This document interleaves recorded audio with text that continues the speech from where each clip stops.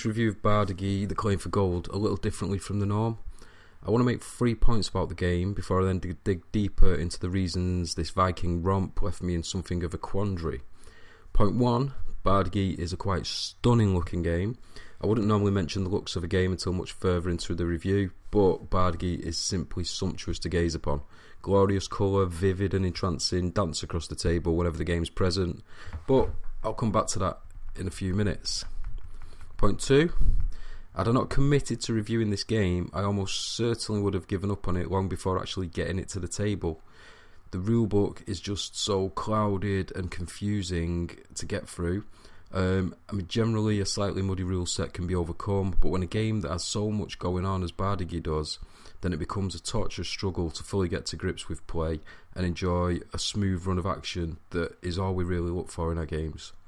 Point 3, persistence is a virtue. So Bardagi, the claim for gold from Gamia Games, taps into the rich vein of storytelling and action offered by those trusty old Vikings. The absolute basics of play revolve around each player vying for global domination across a map through area control.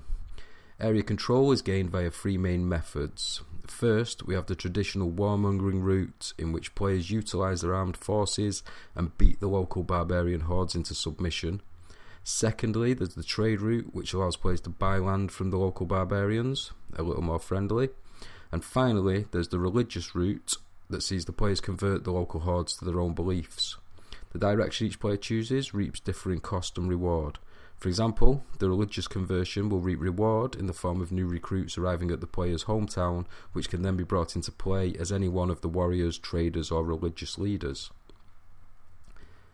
Overtaking a land on the board is done in much the same way as various other games of this type. The player must use one more unit than is present in the area to basically gain control, similar to the likes of Small World, for example. Dotted throughout the land and crucial to success are natural resources. These range from meat, wool and stone through to the all-important gold.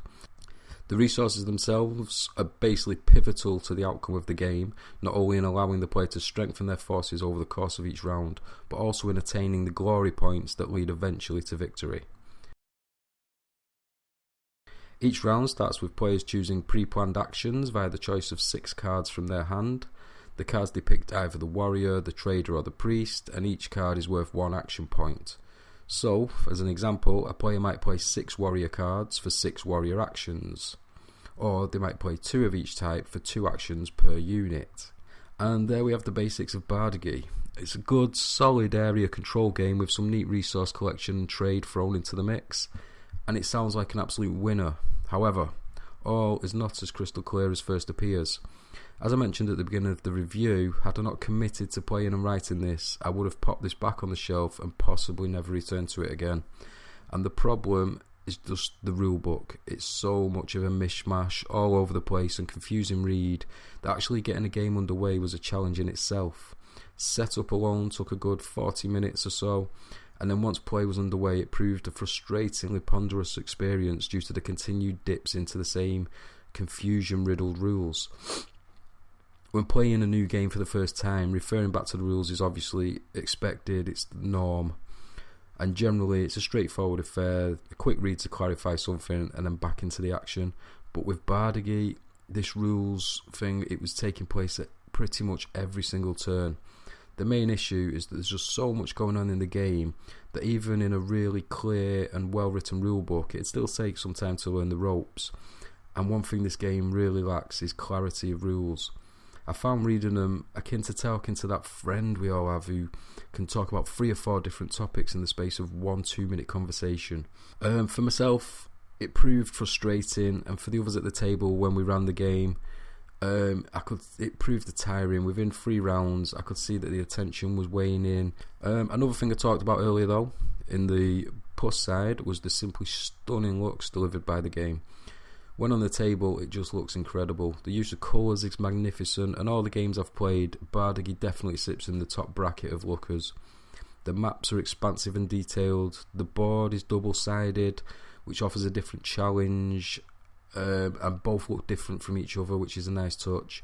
And the little plastic figures, although not quite as detailed as in some other games, do a decent job.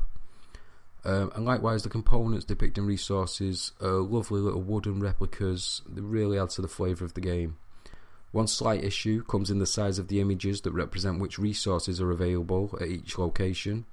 These are pretty tiny and require a little squinting in good light to see exactly what we have, although that could just be my eyesight.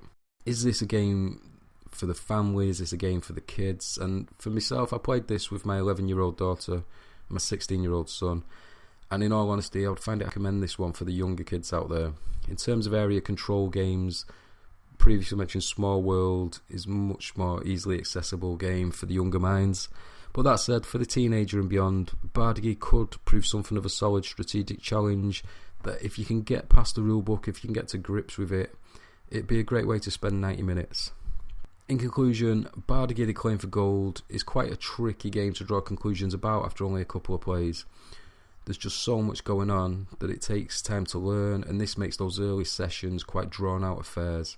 What we have is a game that I think, more than many others, will thoroughly divide opinion. I know there are players out there, lots of them, who will absolutely adore this game.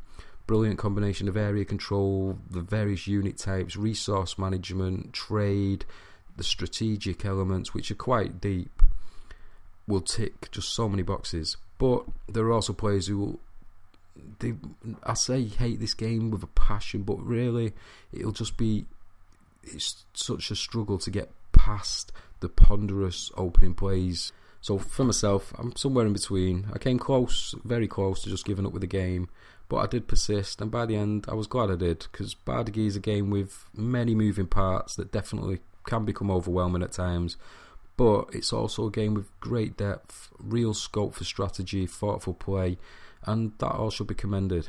So based on that, I see Bardagi as an acquired taste, one for those with time on their hands to really get to grips with what is potentially a great game. I'm convinced that lurking somewhere within the confusing rulebook, it beats the heart of a truly wonderful game, but at present I'm yet to find it.